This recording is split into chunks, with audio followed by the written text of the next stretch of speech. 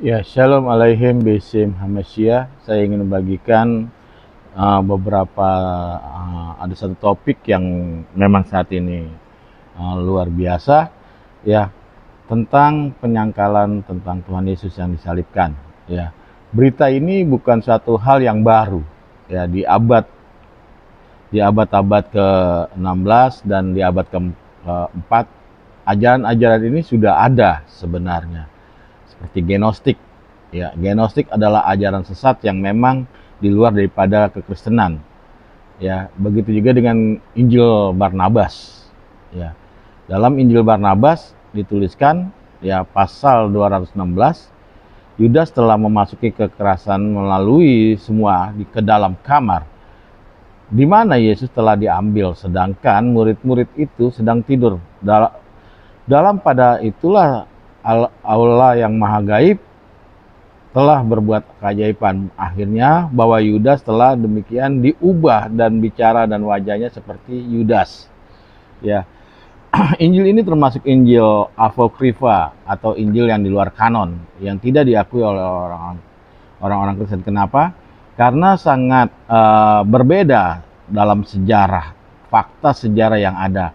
Ya, pada masa Yesus hadir di bumi ini, ya belum ada bahasa Latin atau bahasa Spanyol. Bahasa Latin atau Spanyol baru ada abad-abad ke-11, sedangkan Injil Barnabas atau Injil Barnabas ini tertulis dalam bahasa Spanyol atau bahasa Latin. Ya, ini sangat berbeda dengan sejarah yang ada dan banyak fakta-fakta sejarah yang berbeda. Ya, kita kalau melihat dalam sejarah, ya dari abad pertama sampai abad ketiga, ya tidak ada penyangkalan tentang penyalipan.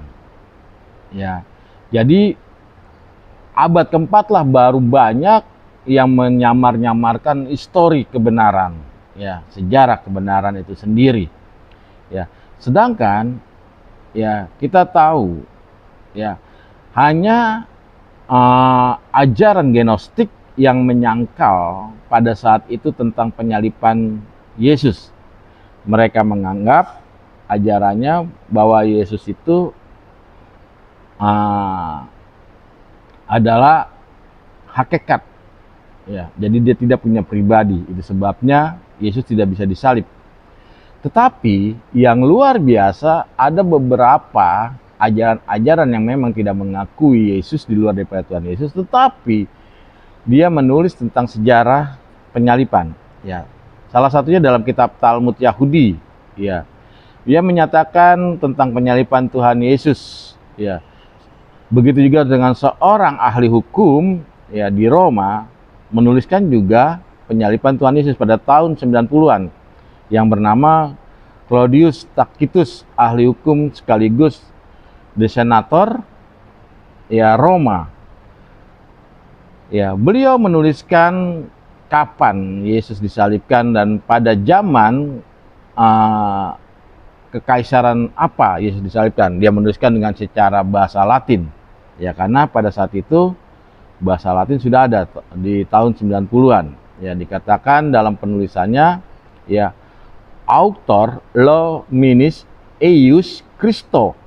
Yesus itu telah disalibkan pada zaman Kaisar Tiberius di bawah wali negeri kita yaitu Pontius Pilatus. Ya. Dia menuliskan tentang hal penyalipan Yesus. Ya. Yang kedua, ya di dalam traktat ya Sanhedrin dalam kitab Talmud ya halaman 43a dikatakan Yesus itu mati ya digantung pada persiapan Paskah. Ya. Paskah yang dimaksud di sini bukan Paskah Kristen tetapi Paskah Yahudi, yaitu pengeluaran dari tanah Mesir yang dirayakan setiap malam tanggal 15 bulan Nisan. Ya, bulan memakai kalender Julian.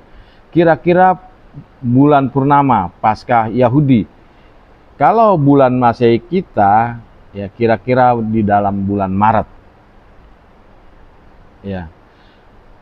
Dan banyak sekali yang menyatakan tentang penyaliban Tuhan Yesus. Ya, berarti ya data-data saksi-saksi tentang penyaliban lebih dari satu, ya bahkan sampai 3, bahkan lebih, ya ini sebenarnya kuat dalam fakta sejarah. Ya, kita yakin bahwa fakta sejarah saksi-saksi yang menuliskan ya pada masa itu bahwa Yesus disalibkan.